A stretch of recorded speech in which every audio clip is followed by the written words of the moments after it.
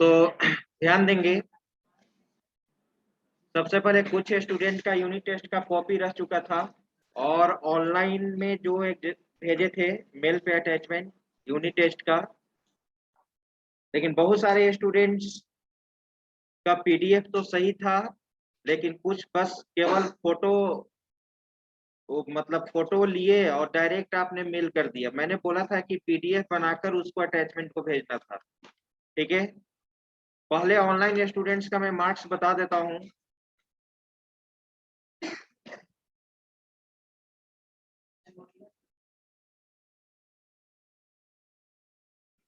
अमित कुमार है, ठीक है, 23 ऑफलाइन में है। अमित कुमार आपका है 23। शिवम कुमार गुप्ता रोल नंबर 70 नहीं है। Yes sir. आपका है मार्क्स 15। नेक्स्ट है विशाल कुमार रोल नंबर 41। विशाल 21 है मार्क्स। नेक्स्ट है अंकित कुमार रोल नंबर 15। आप जो पीडीएफ बनाकर भेजे थे वो पता नहीं चल रहा था, बहुत काफी ही ब्लर था। ठीक है, फिर भी मैंने 15 मार्क्स दिया है अंकित कुमार। सर ऑनलाइन है 45 तो हैंड रेज करो। हाँ, तो जब भी आप फोटो ले ताकि पता चले, वो पीडीएफ पता नहीं चल रहा था, ब्लर काफी था। सर 45 है सर। 45 कहाँ से आ जाएगा? 30 मार्क्स है तो 45 कहाँ से आ जाएगा?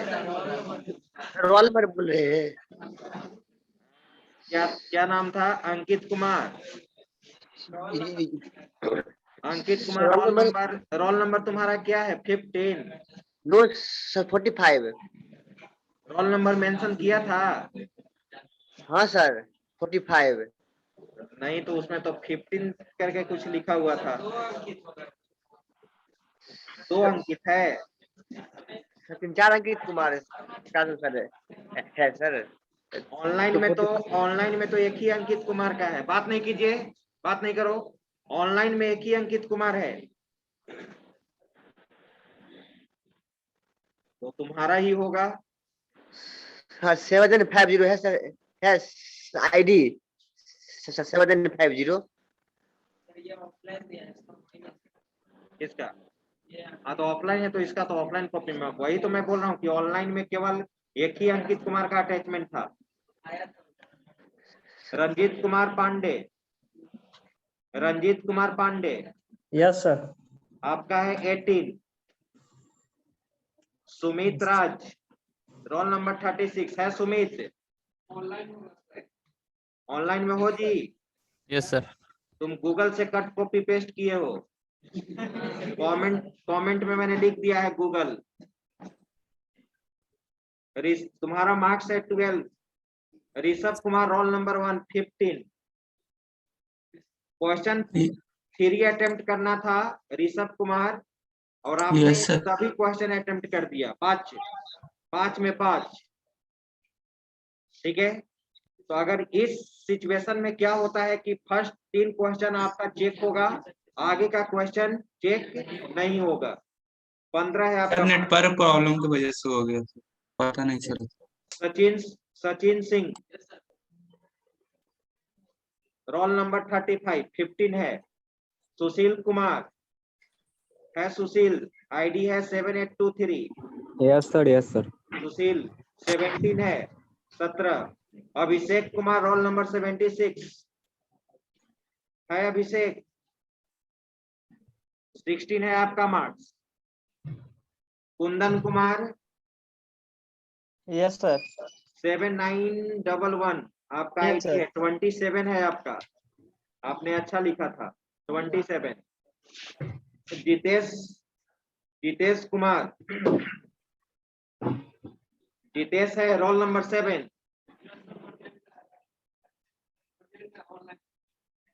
21। ऋतिक कुमार रोल नंबर 18 10 है। Aditya Kumar roll number 3 12। कौशल चौधरी रोल नंबर 12 9 है। राजकुमार रोल नंबर 11 12 है। शिवम कुमार रोल नंबर 15 7806 15 है। लास्ट में है हिमांशु सिंह रोल नंबर 55 21। इतना ही मेल अटैचमेंट आया था मेरे पास।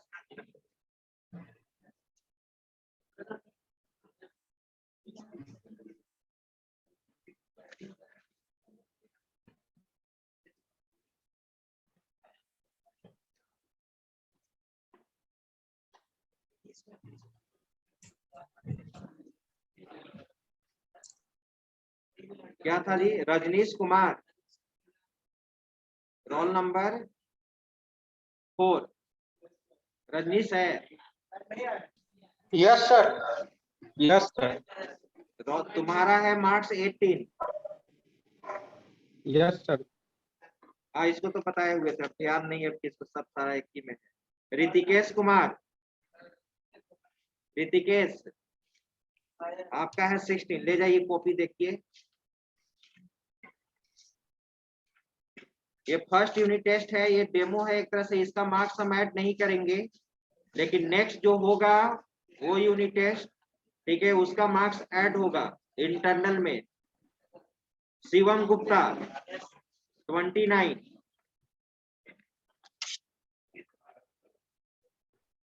अजय कुमार 18।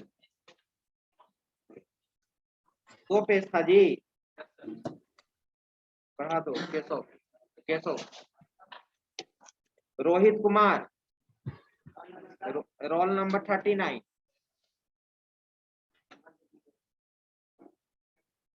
नंबर क्यों नहीं बताए? 21। बताने में क्या दिक्कत है? दिलीप कुमार 24। हिमांशु कुमार 30।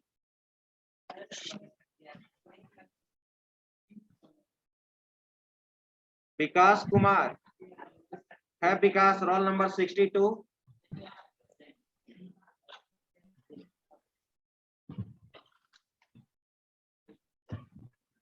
ऋषिकेश 23।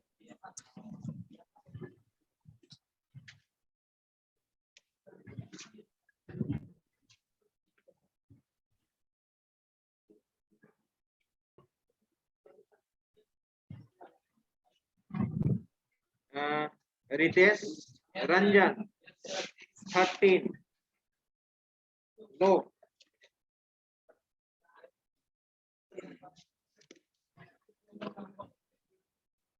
गौरव, गौरव कुमार नहीं है? गौरव,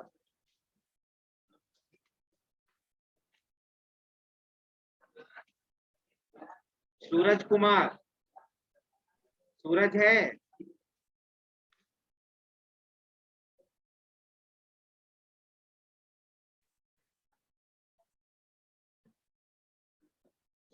मोहम्मद क्या है जी? रोल नंबर 40 है? क्या नाम है?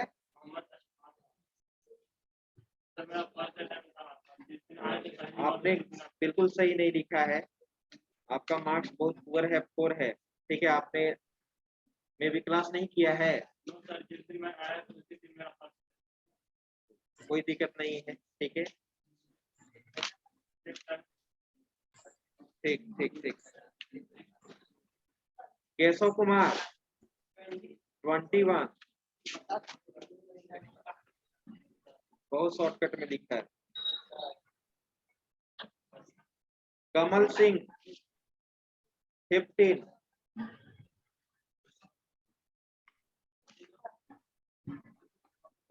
आपने फर्स्ट क्वेश्चन को तो बहुत अच्छा से एक्सप्लेन किया था, बाकी दो क्वेश्चन आपने एक्सप्लेन अच्छा से नहीं किया है। फर्स्ट सही से एक्सप्लेन किया है, उसमें आपका 9 मार्क्स है। सुधांशु रंजन है? Sudhanshu roll number 42।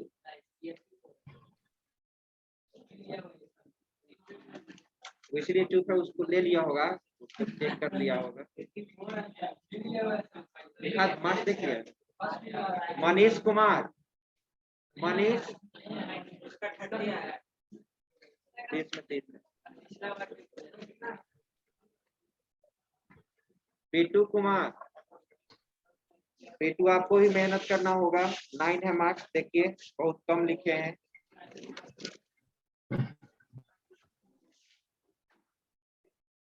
अंशु कुमार 28,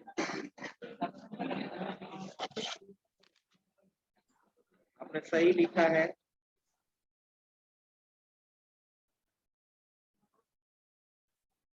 साहेब कुमार 17, केवल फिगर बना दिया है, पेयर टू पेयर आर्किटेक्चर और क्लाइंट सर्वर आर्किटेक्चर, उसमें कुछ एक्सप्लेन नहीं किया है। संदीप कुमार 25,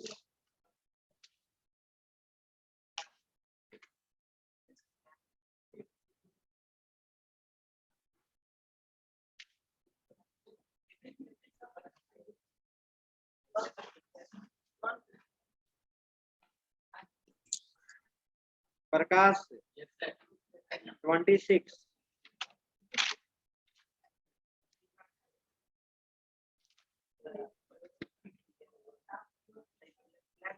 आदित्य कुमार, हो गया सभी का?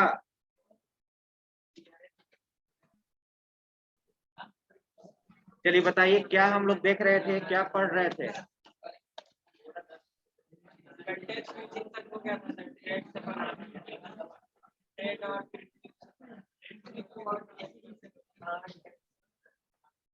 तो ध्यान दिया जाए,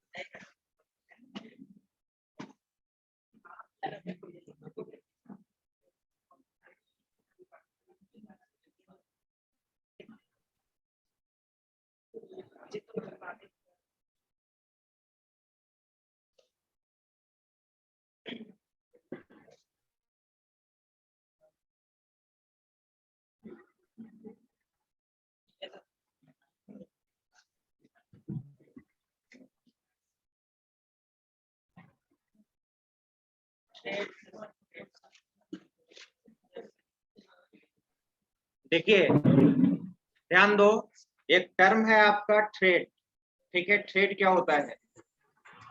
थ्रेड में आप आगे पढ़ोगे, जब जावा प्रोग्रामिंग पढ़ेंगे तो वहां पर मल्टी थ्रेडिंग भी होता है, पाइथन में भी multi threading, C++ multi threading को सपोर्ट नहीं करता है, जबकि जावा मल्टी थ्रेडिंग को सपोर्ट करता है, और पाइथन भी मल्टी थ्रेडिंग को सपोर्ट करता है, VB.NET भी करता है। जितने भी एडवांस लेवल प्रोग्रामिंग है वो मल्टी थ्रेडिंग को सपोर्ट करता है। लेकिन सबसे पहले आपको समझना होगा थ्रेड क्या होता है, ठीक है? थ्रेड को कहा जाता है कि प्रोसेस का पार्ट है। थ्रेड को क्या कहा जाता है? प्रोसेस का part. Thread is the part of process, thread is the part of process. यहाँ पे क्या होता है कि any single process can be divided into several parts, any single process can be divided into several parts, that part is called thread. So we can say that thread is the part of process. Thread किसका part हुआ? Process का part हुआ। और जब एक ही process का multiple threads एक साथ एग्जीक्यूट करता है तो उस कॉन्सेप्ट को क्या कहते हैं? Multi threading. उस कॉन्सेप्ट को क्या कहते हैं? Multithreading. Multithreading is a technique in which multiple threads are executed at the same time, इसको कहते हैं मल्टी थ्रेडिंग। जैसे कोई एक एप्लीकेशन ले लो, मैं MS वर्ड का ही एग्जांपल देता हूं क्योंकि आप MS वर्ड जानते हैं। MS वर्ड मैंने एप्लीकेशन स्टार्ट किया, जैसे ही MS वर्ड एप्लीकेशन स्टार्ट किया तो क्या कहलाएगा? प्रोसेस। आप जानते हैं ना कि an executing program is called process, उसको हम लोग क्या कहते हैं, प्रोसेस कहते हैं। अब इंटरनली क्या होता है कि MS word application is divided into, ठीक है, डिवाइडेड इनटू सेवरल थ्रेड्स। मोर देन वन पार्ट में क्या कर दिया गया है, डिवाइड कर दिया गया है, और मल्टीपल थ्रेड्स एक साथ एग्जीक्यूट करता है। जैसे अगर आपने एमएस वर्ड स्टार्ट किया तो एक लिखने का थ्रेड एग्जीक्यूट करता है, टाइप करते हो तो राइट होता है ना, ठीक है। अब दूसरा है कि वहां पर स्पेलिंग भी चेक होता है ना, स्पेलिंग चेक। अगर गलत लिखते हैं तो रेड कलर ग्रीन कलर का ग्रामेटिकली मिस्टेक या स्पेलिंग मिस्टेक करते हैं तो शो कर देता है, उसके डिक्शनरी में अवेलेबल नहीं है, तो साथ में स्पेलिंग चेक करने का भी एक थ्रेड एग्जीक्यूट कर रहा है, ठीक है। थर्ड में क्या है, ऐसा भी आप वर्ड में देखते होंगे, कोई गलत वर्ड अगर टाइप किए, इंटर प्रेस किए, ऑटोमेटिकली वो क्या हो जाता है, सही हो जाता है, ऑटो करेक्ट उसको कहते हैं। कभी आप ऐसा देखते होंगे कि फर्स्ट वर्ड का अगर सेंटेंस लिख रहे हो, फर्स्ट वर्ड का फर्स्ट कैरेक्टर क्या होगा, ऑटोमेटिकली कैपिटलाइज हो जाएगा, कैपिटल हो जाएगा, ठीक है। तो एक थ्रेड, एक प्रोसेस का मल्टीपल थ्रेड्स एक साथ एग्जीक्यूट करता है, इसी कॉन्सेप्ट को कहा जाता है मल्टी थ्रेडिंग। इससे क्या बेनिफिट होता है, मल्टी थ्रेडिंग एप्लीकेशन बनाने से क्या बेनिफिट होगा, अगर एक थ्रेड आपका फेल भी कर गया तो इंटायर सिस्टम आपका ब्रेकडाउन नहीं होगा, इंटायर सिस्टम आपका क्लोज नहीं होगा, क्रैश नहीं करेगा, ये बेनिफिट होता है। मल्टी थ्रेडिंग का कॉन्सेप्ट जनरली गेम एप्लीकेशन में यूज किया जाता है। गेम एप्लीकेशन जब जावा में आप बनाएंगे, पाइथन में बनाएंगे, तो वहां पे उस तरह के केस में हम लोग इसका कॉन्सेप्ट यूज करते हैं, ठीक है, वही होता है थ्रेड। दूसरा डिफरेंस ये होता है कि कहा जाता है कि thread is said to be light weight process, light weight process, and process is said to be heavy weight process. Light weight और हैवी वेट प्रोसेस कहने का मतलब क्या होता है कि थ्रेड को एग्जीक्यूट करने के लिए कम रिसोर्सेज का नीड होता है। रिसोर्सेज कहने का मतलब क्या, कम सीपीयू टाइम चाहिए, कम मेमोरी यूनिट चाहिए, आ रही बात समझ में, ठीक है। लेस रिसोर्सेज का नीड होता है थ्रेड को एग्जीक्यूट कराने के लिए, और प्रोसेस को एग्जीक्यूट कराने के लिए हैवी वेट। हैवी वेट कहने का मतलब कि आपको लार्ज अमाउंट में सीपीयू टाइम चाहिए, ठीक है, फिर आपको मेन मेमोरी चाहिए, रजिस्टर चाहिए, ठीक है। तो ये कहलाता है लाइट वेट और हैवी वेट। वही चीज यहाँ पर लिखा हुआ होगा 2 लाइन का, ये process is divided into multiple parts, that part is called thread. ये thread is the simplest unit of process, बिल्कुल। It is also known as light weight process, इसको हम लोग क्या बोलते हैं, लाइट वेट प्रोसेस बोलते हैं, राइट। अब यहाँ पे आपका एक टर्म है, इसके बाद प्रोसेस शेड्यूलिंग ना, प्रोसेस शेड्यूलिंग, या इसको हम लोग यहाँ पे कह रहे हैं सीपीयू शेड्यूलिंग। तो आप जानते हैं कि रेडी क्यू में, रेडी स्टेट में मोर देन वन प्रोसेस है, रेडी क्यू में मोर देन वन प्रोसेस है ना। न्यू स्टेट से यानी सेकेंडरी मेमोरी से, ठीक है, सेकेंडरी मेमोरी से मेन मेमोरी में जाने के लिए at a time more than one process जा सकता है, ठीक है। 50 प्रोसेस भी हो सकता है, 100 प्रोसेस भी हो सकता है। कहने का मतलब न्यू स्टेट से रेडी स्टेट में जो नंबर ऑफ प्रोसेस जाता है वो लार्ज अमाउंट में number of process ready state में जाता है, न्यू स्टेट से रेडी स्टेट में जाता है, क्लियर। लेकिन रेडी स्टेट से, ठीक है, सीपीयू के पास यानी रनिंग स्टेट में एट ए टाइम कोई एक ही प्रोसेस जाएगा। अब प्रश्न ये उठता है कि वहां पे नंबर ऑफ प्रोसेस 50 है, 50 है, तो कौन सा प्रोसेस जाएगा, कौन सा प्रोसेस शेड्यूल होगा, ठीक है। इसका जो डिसीजन होता है वो हम लोग प्रोसेस शेड्यूलिंग एल्गोरिथम के थ्रू लेते हैं। बहुत सारा ना प्रोसेस शेड्यूलिंग एल्गोरिथम है जो आपको अंजय सर पढ़ा भी रहे हैं, FCFS आपको पढ़ाए होंगे, SJF पढ़ाए होंगे, ठीक है, राउंड रॉबिन पढ़ाए होंगे, ठीक है, या जो भी हो, ठीक है। तो आप उसमें देखते हैं ना किसी भी प्रोसेस का एग्जीक्यूट करने का तरीका अलग अलग होता है ना।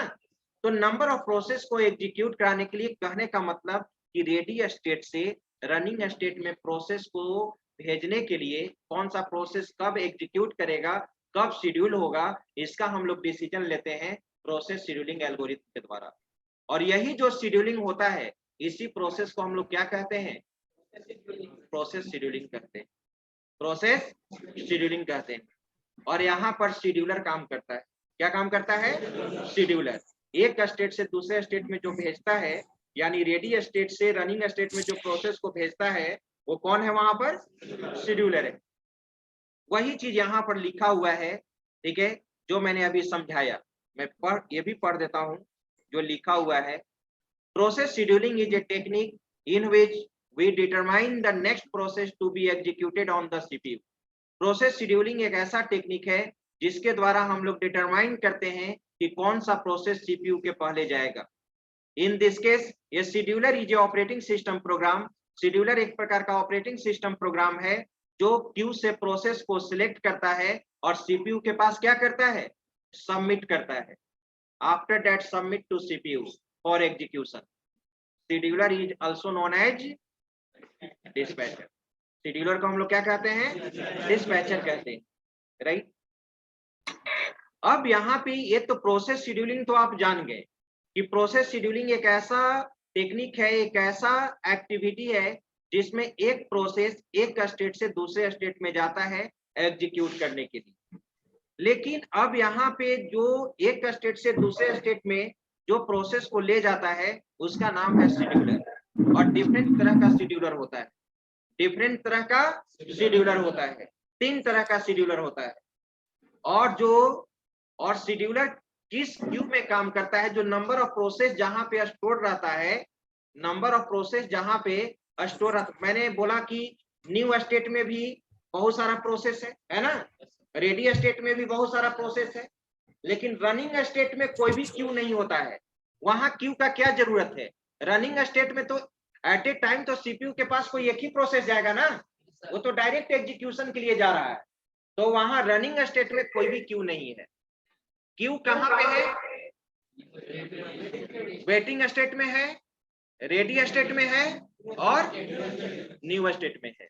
अब ये तीनों में कौन कौन सा क्यू है? उस क्यू का क्या है? नाम है। क्यू एक प्रकार का क्या है? कंटेनर। आप क्यू में लगते हो, क्यू कहने का मतलब क्या? कतार, लाइन। आप लाइन में लगे हुए हैं, ठीक है, तो एक तरह से वो क्या हो गया? कंटेनर हो गया ना। तो न्यू स्टेट में भी बहुत सारा प्रोसेस है, रेडी स्टेट में भी बहुत सारा प्रोसेस है और वेटिंग मोड में भी तो बहुत सारा प्रोसेस है। तो उस प्रोसेस को स्टोर करने के लिए कोई ना कोई कंटेनर चाहिए ना, तो उसके लिए किसका कॉन्सेप्ट यूज करेंगे? क्यू का। तो आज के क्लास में मेनली हम लोग को फोकस करना है टाइप्स ऑफ क्यू और types of scheduler, right.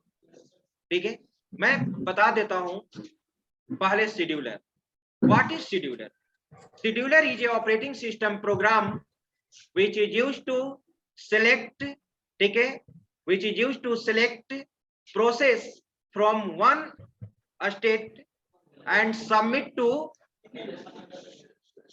to next state। Next state में क्या करेगा? सबमिट करेगा। ऐसा नहीं कि केवल सीपीयू के पास ही सबमिट करेगा, पहले एक ऐसा भी तो शेड्यूलर होगा जो न्यू स्टेट से प्रोसेस को सिलेक्ट करेगा और कहां भेजेगा? रेडी स्टेट में। कोई ऐसा भी तो शेड्यूलर है जो रेडी स्टेट से प्रोसेस को सिलेक्ट कर रहा है और कहां भेज रहा है? सीपीयू के पास भेज रहा है, यानी रनिंग स्टेट में। कोई ऐसा भी तो शेड्यूलर है जो रनिंग स्टेट से कहां भेज रहा है? वेटिंग स्टेट में। तो हम डिफिनीशन ऐसे देंगे कि शेड्यूलर एक प्रकार का ऑपरेटिंग सिस्टम प्रोग्राम है जो प्रोसेस को एक स्टेट से सिलेक्ट करके दूसरे स्टेट में क्या करता है? सेंड करता है, सबमिट करता है। That is called scheduler. हाँ बोलो। हाँ जो हमारा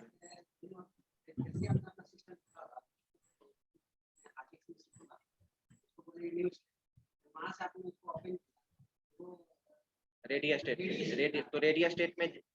स्टेट में जाता है, उसका मेमोरी एलोकेट होता है, देखता है टाइम लगता है ना, और वो कंप्लीट कब एग्जीक्यूट करता है? कंप्लीट कब काम करता है? जब वो रनिंग स्टेट में चला जाएगा, मेमोरी एलोकेट होगा तब ना। आप कोई भी सॉफ्टवेयर स्टार्ट करते हो, जैसे कोई भी सॉफ्टवेयर हम स्टार्ट किए एमएस वर्ड, तो जैसे ही आप स्टार्ट किए वो कहाँ जा रहा है? कहाँ जा रहा है? न्यू स्टेट से कहाँ गया? रेडी में। रेडी में जाकर क्या होता है? एग्जीक्यूट करने के लिए वो रेडी हो जाता है। एग्जीक्यूट करने के लिए क्या हो जाता है? रेडी। जैसे ही स्टार्ट करोगे मेन मेमोरी वो क्या कर लेगा? एलोकेट कर लेगा। जैसे ही मेन मेमोरी एलोकेट हो जाएगा वो रनिंग स्टेट में ऑटोमेटिकली वो क्या हो जाएगा? चला जाएगा। कैसे? पीडीएफ भी तो है। हाँ, अभी हमारा, अभी मैं आपको बोलूं तो कौन सा एक्टिव है सबसे पहले?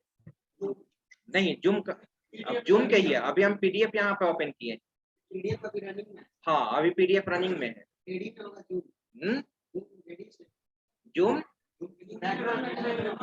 उसको अभी वो भी तुम्हारा क्या है, रनिंग स्टेट में ही। लेकिन इस तुम यहाँ पर इस तरह से इसको नहीं समझ सकते। यहाँ पर तो अभी ऐसे तुम समझो, मोर देन वन प्रोसेस हमारा रेडी स्टेट में है ना? रेडी स्टेट में है, ठीक है। अब यहाँ पे अभी हम किस पे काम कर रहे हैं? अभी हम अगर इसको ये कर दे, अभी इसको मिनिमाइज कर दे, तो ये क्या हो गया? एक्टिव। लेकिन अभी मेमोरी एलोकेट किए हुए है। अभी मेमोरी क्या है? एलोकेट किए हुए है मिनिमाइज, लेकिन अभी वो एक्टिव नहीं है। अभी हमारा कौन सा एक्टिव हो गया? ये एक्टिव हो गया। तो वो वहां पर इंटरनली वो प्रोसेस होता है। वो क्या होता है? इंटरनली प्रोसेस होता है। अब वो मेन मेमोरी से तभी बाहर जाएगा जब इसको यहां से क्या कर दिए? क्लोज कर दिए। अब ये क्या हो गया? क्लोज। लेकिन बाकी तो एग्जीक्यूट कर रहा है। तो यहाँ पर एक क्या है? मल्टी प्रोग्रामिंग है। क्या है? Multi programming. मल्टीपल प्रोग्राम में एक साथ क्या हो रहा है? एग्जीक्यूट कर रहा है। एक साथ यहाँ पर क्या हो रहा है? एग्जीक्यूशन हो रहा है। हाँ, रन तो एक ही करेगा। बैठिए, देखो अब यहाँ पे तो अब, हाँ, तो मैं बता रहा था शेड्यूलर। तो कितने तरह का शेड्यूलर होता है? 3 तरह का शेड्यूलर होता है। फर्स्ट है लॉन्ग टर्म। यहीं पे क्लास में ही आप उसका डिफिनीशन याद कर लीजिए, ताकि आप खुद से अपने से भी लिख सकते हैं, और पीडीएफ तो है ही। 3 तरह का शेड्यूलर होता है। एक लॉन्ग टर्म शेड्यूलर, एक शॉर्ट टर्म शेड्यूलर, और एक mid scheduler, mid term scheduler या मीडियम शेड्यूलर, राइट? 3 शेड्यूलर। अब लॉन्ग टर्म शेड्यूलर का काम क्या होता है? मैं बता देना चाहता हूं कि लॉन्ग टर्म शेड्यूलर का काम क्या है। सभी शेड्यूलर का काम क्या है? एक स्टेट से प्रोसेस को सिलेक्ट करना, दूसरे स्टेट में क्या करना? सबमिट करना। तो लॉन्ग टर्म शेड्यूलर का काम होता है न्यू स्टेट से प्रोसेस को सिलेक्ट करके कहां भेजना? Ready state. क्लियर होगा उसका फंक्शन? आप कह सकते हो कि long term scheduler is used to select, ठीक है, select process from new state into ready state. Clear है ना? ठीक है। अब यहां पर एक प्रश्न ये उठता है कि क्या यहाँ पे लॉन्ग टर्म शेड्यूलर क्या at a time new state से एक ही प्रोसेस को ले जाएगा रेडी स्टेट में? नहीं, लार्ज अमाउंट में वो ले जाएगा। क्या होगा? लार्ज अमाउंट में। जितना आपको नीड होगा सारे प्रोसेस को उठाकर कहां ले जाएगा? रेडी स्टेट में ले जाएगा। जानते हो एक कॉन्सेप्ट क्या कहलाता है? हाँ, डिग्री ऑफ मल्टी प्रोग्राम। क्या कहलाता है? Degree of multi programming. Multi programming का मतलब होता है मल्टीपल प्रोग्राम्स एक साथ लोड होना। मेन मेमोरी में मल्टीपल प्रोग्राम्स एक साथ लोड होना, ठीक है। तो इसी को कहते हैं डिग्री ऑफ मल्टी प्रोग्रामिंग। वहां पे लॉन्ग टर्म शेड्यूलर चाहता है कि जितना हमारे पास नंबर ऑफ प्रोसेस रहेगा, सारे नंबर ऑफ प्रोसेस को हम ले जाए। तो एक चीज और याद रखना, दूसरा पॉइंट, कि long term scheduler increases the degree of multi programming. Degree of multi programming को क्या करता है? इंक्रीज करता है। इसलिए इंक्रीज करता है कि अगर हमारे पास जब रेडी स्टेट में, ठीक है, जब रेडी स्टेट में हमारे पास नंबर ऑफ प्रोसेस अवेलेबल ही नहीं रहेगा, तो क्या सीपीयू का 100% यूटिलाइजेशन हो पाएगा? ऐसा भी कभी होगा कि सीपीयू के पास कोई भी प्रोसेस नहीं है, सीपीयू के पास कोई भी प्रोसेस नहीं है, तो सीपीयू तो उस समय आइडल टाइम यूज होगा ना। सीपीयू तो उस समय आपका बैठ गया, रेस्ट में चला गया, तो तुम कहोगे 100% यूटिलाइजेशन नहीं कर सकते। हाँ, बेस्ट वही तो परफॉर्मेंस है। वहां पे मल्टी प्रोग्रामिंग को मैनेज करने के लिए ही, मल्टी प्रोग्रामिंग को मैनेज करने के लिए हम चाहेंगे कि 100% सीपीयू का वहां पे यूटिलाइजेशन हो, ठीक है। तो इसी यूटिलाइजेशन को कंप्लीट करने के लिए, अचीव करने के लिए शेड्यूलिंग एल्गोरिथम का कॉन्सेप्ट आया है, प्रोसेस शेड्यूलिंग एल्गोरिथम का। जिसमें आइडल टाइम आ जाता है, वहां पे उस एल्गोरिथम का डिमेरिट है। 100% सीपीयू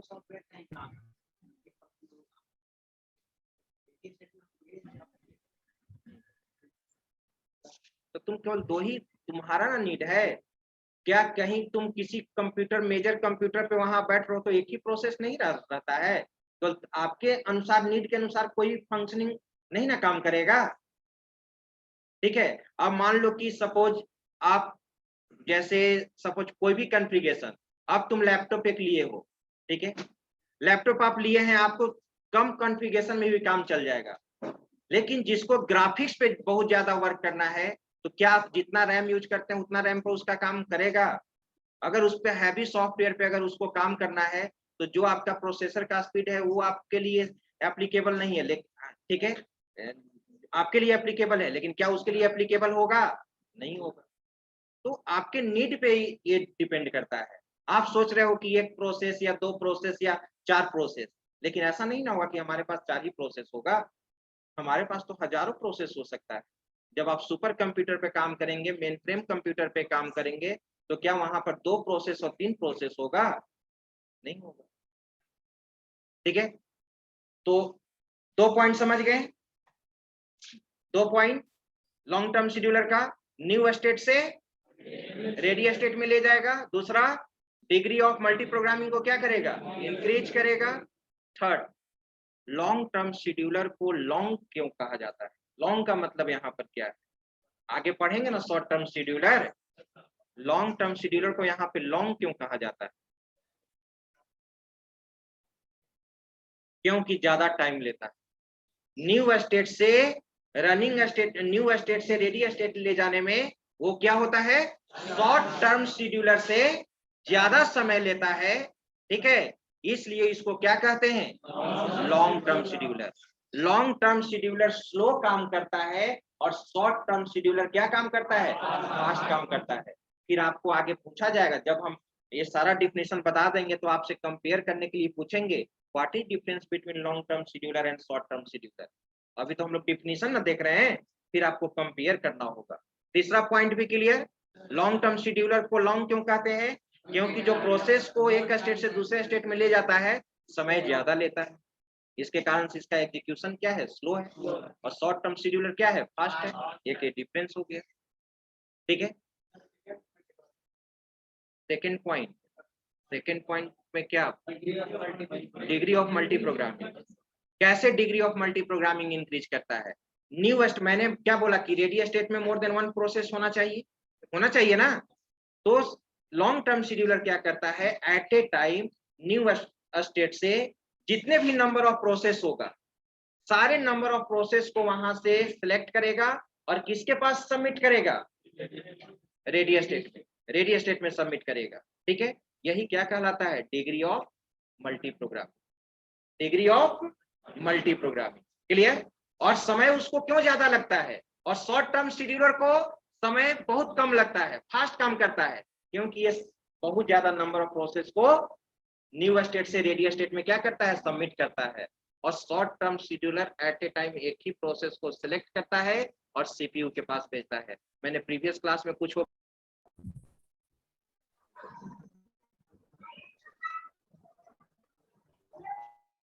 चौथा पॉइंट, फोर्थ पॉइंट आपका क्या है? ठीक है, कि लॉन्ग, अब कोई पूछेगा कि लॉन्ग टर्म शेड्यूलर किस क्यू में काम करता है? जॉब क्यू में। अभी क्यू नहीं बताए हैं, लेकिन लॉन्ग टर्म शेड्यूलर किस क्यू में काम करता है? जॉब क्यू में काम करता है। एडमिशन क्यू, इनपुटेड क्यू उसको बोलते हैं ना। अभी इसके बाद जस्ट हम लोग देखेंगे टाइप्स ऑफ क्यू। तो ये 4 पॉइंट आपको याद रखना है लॉन्ग टर्म शेड्यूलर का।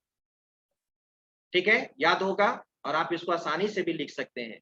पढ़ने का मतलब यही होता है कि जो हम क्लास में समझे, ठीक है 80% ही समझे, मैं वीडियो भी दूसरे दिन अपलोड कर देता हूँ, उससे देख लेंगे, पीडीएफ में है उससे देख लेंगे। आप अपना एक, जैसे आपके जो सीनियर है, मैंने उन लोग का भी ओएस का क्लास लिया था, तो उन लोग का एक ग्रुप बनवा दिया था। आप लोग ग्रुप बनाइए, उसमें हर सब्जेक्ट का डिस्कशन कीजिए। जो इंटरेस्टेड हो, किसी को फोर्स नहीं करना है कि आप इस ग्रुप में ऐड हो।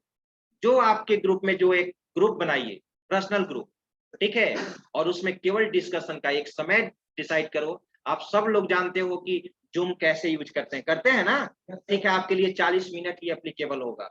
40 मिनट भी काफी डिस्कशन होता है, फिर रिज्वाइन कर लेंगे। इसको आपको कीजिए, क्योंकि आपको 3 साल समय पार होते बिल्कुल देर नहीं लगेगा। तो आपको बहुत चीज पढ़ना है यहाँ पे। एड ऑन कोर्स के साथ साथ ये जितने भी कोर्सेज हैं, और केवल जो यूनिवर्सिटी में जो कोर्स है, सब्जेक्ट है, उसको केवल पढ़ने से आपको जॉब नहीं मिलेगा। आपको फोकस करना ही है पाइथन, पीएचपी, ठीक है, एडवांस जावा, ठीक है। अब जैसे अभी देखिए एंड्रॉइड वर्कशॉप स्टार्ट हो रहा है, एंड्रॉइड वर्कशॉप स्टार्ट हो रहा है, तो आपको इसमें इसलिए है क्योंकि अभी आपके पास प्रोग्रामिंग का कॉन्सेप्ट नहीं है, ठीक है। अब लेकिन सेकेंड ईयर से, अब सेकेंड ईयर में हम लोग खुद उन लोग को भी जावा का कॉन्सेप्ट नहीं है, लेकिन बेसिक कॉन्सेप्ट हम लोग दे रहे हैं, ठीक है। ऐसा नहीं कि एंड्रॉइड पढ़ने के लिए जावा का मतलब एक्सपर्ट होना मैंडेटरी है, ऐसा कुछ नहीं है, लेकिन हम लोग उसको पहले पढ़ा रहे हैं। और आईआईटी का भी जो प्रोफेसर होगा वो पहले कॉन्सेप्ट देंगे, क्योंकि सिलेबस में है basic concept of Java. Starting में बेसिक कॉन्सेप्ट ऑफ जावा बताने के बाद एंड्रॉइड वर्क। आज के डेट में मोबाइल ऐप का ही डिमांड है। तुम देखो ना, तुम्हारा कोई स्टार्टअप है, ध्यान दो, और आपने कोई वेबसाइट डेवलप कर लिया है अपना स्टार्टअप का, अपना ऑर्गेनाइजेशन का, ठीक है, और अगला तुम्हारा भी कंपटीटर जो है, ठीक है, उसका भी एक स्टार्टअप है, उसने क्या लॉन्च कर दिया, जो उसका वेबसाइट है, तो वो तो मोबाइल सिस्टम पे यूज करेगा ही, लेकिन उसको उस वेबसाइट का एक ऐप भी उसने लॉन्च कर दिया। ऐप लॉन्च करने का मतलब क्या, कि हम प्ले स्टोर में गए और आपके नाम से जो ऑर्गेनाइजेशन का है ऐप ओपन करे, वो इंस्टॉल हो जाए ना मोबाइल पे, जो एंड्रॉइड को क्या करे, सपोर्ट करे। तो आप देख लीजिए, अगर आपका एसबीआई का नेट बैंकिंग है, या बैंक ऑफ बड़ौदा का, या किसी बैंक का, हर बैंक का अवेलेबल है ना, जो मोबाइल बैंकिंग होता है अवेलेबल है ना। ओला का देख लो, ओला ऐप, जोमेटो, और फिर स्विगी, बहुत सारा है ना। तो आज के डेट में, ठीक है, एंड्रॉयड यानी ऐप डेवलपमेंट भी जानना बहुत ही मैंडेटरी हो गया है। आप जनरल किराना स्टोर में जो सामान लेने जाते हो, वो भी अगर चाहता है कि हमको लैपटॉप ये सब का नीड ना हो, बस मोबाइल में एक सॉफ्टवेयर ऐप इंस्टॉल करें, उसी से हम ऑर्डर दे दें और सारा कुछ मुझे ट्रांजेक्शन पता चल जाए, तो उसके लिए ज्यादा यूजर फ्रेंडली होगा ना, कि वो दुकान चलाएगा कि वो आपका लैपटॉप चलाएगा। लेकिन हाँ, मोबाइल से वो सारा ऑर्डर दे सकता है, सारा कुछ, ठीक है। तो जैसा अभी मार्केट में नीड है, उस नीड के अनुसार आपको काम करना होगा। आप सोचिएगा कि जो सिलेबस है उसको पढ़ ले, तो सिलेबस आपका क्या है, बीसीए का सिलेबस फर्स्ट ईयर में आप देख ही रहे हो, QBasic, oldest, FoxPro देख रहे हो, ओल्डेस्ट, कहीं यूज होना नहीं है। थर्ड ईयर में VB 6.0 ओल्डेस्ट, आज उसके जगह VB.NET यूज हो रहा है, कहाँ, कहीं नहीं, कहीं इंपॉर्टेंस नहीं है। बस तुम क्यू बेसिक में अगर प्रोग्रामिंग करोगे तो सी में तुमको काम करेगा कि आप प्रोग्रामिंग करना जानते हैं। ये सब का क्या यूज है, तुम ही बताओ। क्यू बेसिक में अब क्या यूज होता है, क्यू बेसिक कहाँ यूज होता है, फॉक्स प्रो अब कहाँ यूज होता है। आज के मार्केट में यूज हो रहा है Oracle database, my SQL use हो रहा है, एसक्यूएल सर्वर यूज हो रहा है। यूनिवर्सिटी को अपडेट करना चाहिए। यूनिवर्सिटी में हमारे जैसा लोग या कहीं कहाँ है, कौन है यूनिवर्सिटी का कोई सरकारी प्रोफेसर का नाम बताओ, वोकेशनल में सब है प्राइवेटाइजेशन। और जो प्रोफेसर है, कहना नहीं चाहिए, हो सकता है किन्हीं के फादर प्रोफेसर हो या हो, ठीक है। तो किस जो प्रोफेशनल है ट्रेडिशनल कोर्स का, क्या है, 2 लाख मंथली आ रहा है, उससे क्या मतलब, बस पीसीए डिपार्टमेंट का कोऑर्डिनेटर बन गए हैं, कुछ अपडेट नहीं है। वही देखो आर्यभट्ट नॉलेज यूनिवर्सिटी का, देखो सब कुछ अपडेट है। अब पीपीयू लॉन्च हो, लेकिन अब एमसीए का अपडेट कर दिया है, एमसीए का पीपीयू का बहुत अच्छा सिलेबस आया है। आपका भी सिलेबस चेंज होने वाला है, लेकिन आपके समय तो चेंज नहीं हुआ। तो इसीलिए कॉलेज, अब यहाँ से प्लेसमेंट, कॉलेज से प्लेसमेंट इतना ज्यादा क्यों होती है, क्योंकि यहाँ पे सारा एडिशनल पेपर जो जॉब ओरिएंटेड है वो आपको सिखाया जाता है, जो जॉब ओरिएंटेड, जो मार्केट ओरिएंटेड है। नहीं, आप वही जो से, तो उससे कोई दिक्कत नहीं है, लेकिन हम कहते हैं कि आपको तो पढ़ा दिया गया ना। अब जो भी मान लो कि एन कॉलेज से करो या कॉलेज ऑफ कॉमर्स से, कहीं से अगर आप बीसीए करते, तो जो कोर्स है वही ना, आपको तो मार्केट में ट्यूशन पढ़ना पड़ता हर चीज का, और हर चीज का ट्यूशन पढ़ना पॉसिबल भी नहीं है। अब यहाँ एंड्रॉयड का वर्कशॉप हो रहा है, तो पाइथन का वर्कशॉप हो रहा है, तो पाइथन आपको पढ़ाया जाएगा कोर्स में, ठीक है, पीपीयू में नहीं है, क्यू में है, लेकिन पाइथन आपके सेकेंड ईयर में देखिए वर्क एडोन में जा रहा है, ASP.NET, VB.NET, एडवांस जावा, PHP, आप लोग को अभी HTML CSS भी नहीं ना चल रहा है, नहीं, सेकेंड ईयर से चलेगा। तो ऐड ऑन सारा कुछ पढ़ना है, तो आपको आपके पास समय कहाँ है? अगर आप पढ़ना चाहें तो आपके पास समय कहाँ है? हम तो इतना ही जानते हैं, टाइम कहाँ है जितना चीज पढ़ने की बात कर रहे हैं। और बात रहा एग्जाम पास करने के लिए, आराम से घर पर जाइए, आराम से पीपीयू का एग्जाम पास कर सकते हैं। हाँ, क्या चोरी भी चल जाएगा? चोरी चलेगा तो अच्छा आप लोग एग्जाम पास कर जाओगे। हो सकता है कि कुछ भी लिख दिया, मार्क्स मिल जाएगा,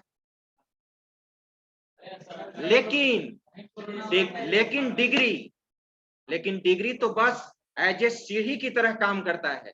बस डिग्री का काम क्या है? इंटरव्यू टेबल पे पहुंचा देना, और इंटरव्यू टेबल पे जैसे ही आप पहुंच जाएंगे, वहां पे अगर नॉलेज स्किल है तभी आपका सिलेक्शन होगा।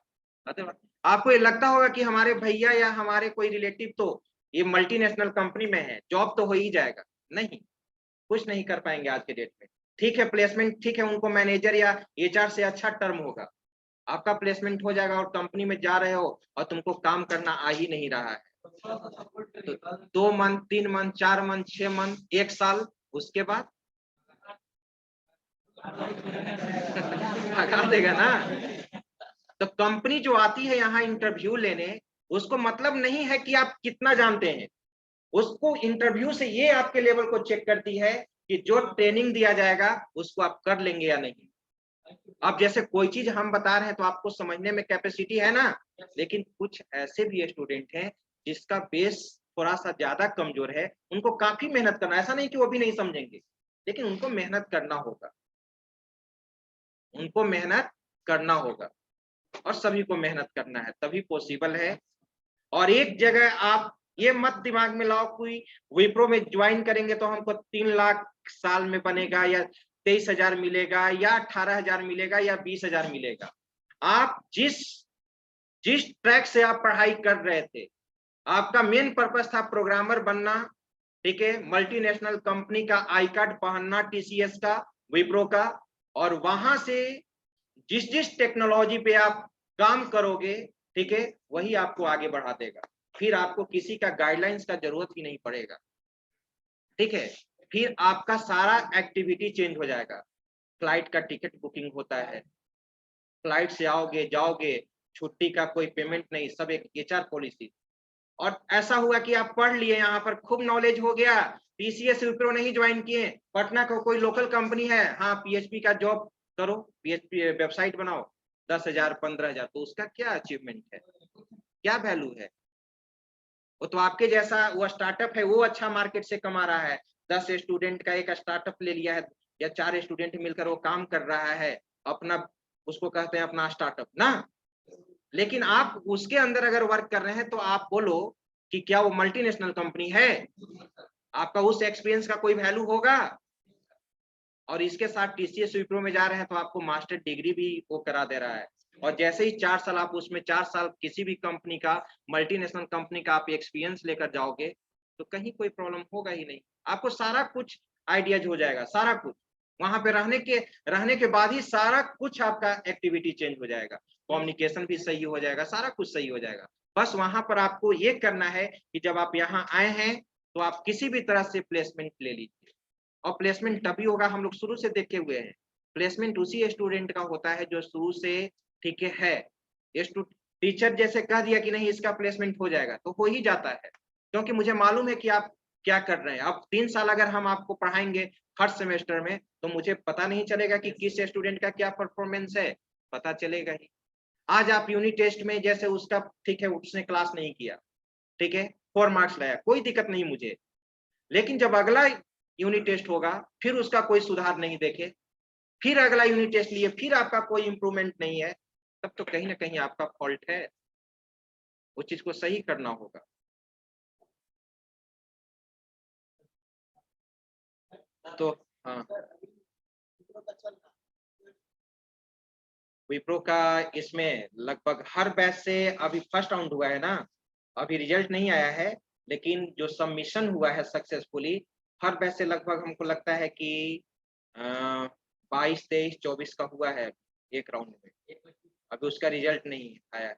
तो आपको 2 बार, 3 बार, 4 बार मौका मिलता है, और अभी से ही हम बोलते हैं, सभी स्टूडेंट को बोलते हैं कि फर्स्ट जो राउंड होता है एप्टीट्यूड टेस्ट का होता है, इसलिए RS अग्रवाल का मैथ, ऑब्जेक्टिव मैथ, रीजनिंग का एक छोटा सा बुक, ठीक है, और इंग्लिश ग्रामर, ये तीनों चीज पे फोकस करो, ठीक है। ऐसे ये सब लिखने का, ठीक है, पैसिव ये सब पैसेज लिखने का, ठीक है, ये सब आपको चाहिए।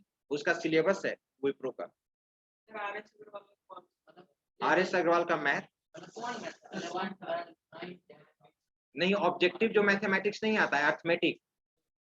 अरे प्रॉफिट लॉस, परसेंटेज, सिंप्लीफिकेशन, हाँ जनरल, जो हाँ जो जनरल कंपटीशन में पूछता है ना,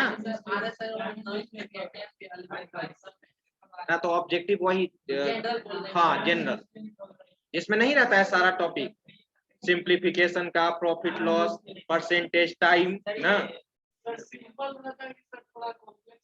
हाँ?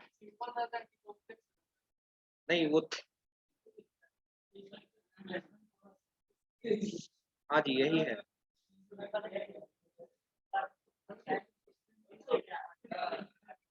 और क्या क्या चाहिए तुमको ये, और इंग्लिश में सब सिनोनिम्स, एंटोनिम्स, सिनोनिम्स से सब पूछता है, कॉमन एरर से सब पूछता है। आप अभी से अगर 1 घंटा, उसमें केवल 1 घंटा आपको टाइम देना है। और क्या होता है उस समय, क्या होगा कि आपको क्लास यहाँ अलॉट होगा, तो मुश्किल से 10 क्लास या 15 क्लास या 20 क्लास मिलेगा, और आप कुछ नहीं है तो आपका क्या मैथ ठीक हो जाएगा 20 क्लास में, 20 क्लास में रीजनिंग सही हो जाएगा। लेकिन उस स्टूडेंट को कोई दिक्कत नहीं होता है जो पहले से उसका मैथ है सब ठीक है। मैं भी, हाँ रीजनिंग भी ये तो दे देगा दुकान पर, तुम जाओगे तो। RS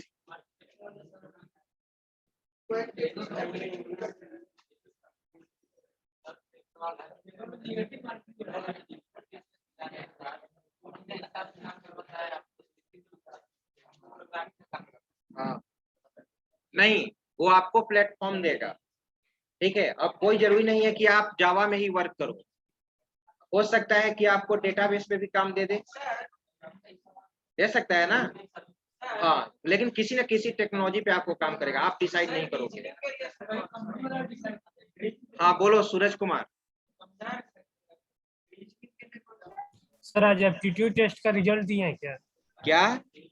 एप्टीट्यूड टेस्ट का रिजल्ट दिए हैं क्या आज? हाँ तो मेरा, हम लेट से ज्वाइन किए हैं, थोड़ा मेरा बता दीजिए ना सर। अब सूरज कुमार का किन्हीं को मालूम है कितना था रिजल्ट? सूरज ऑनलाइन में दिया था? नहीं सर, ऑफलाइन में दिए थे।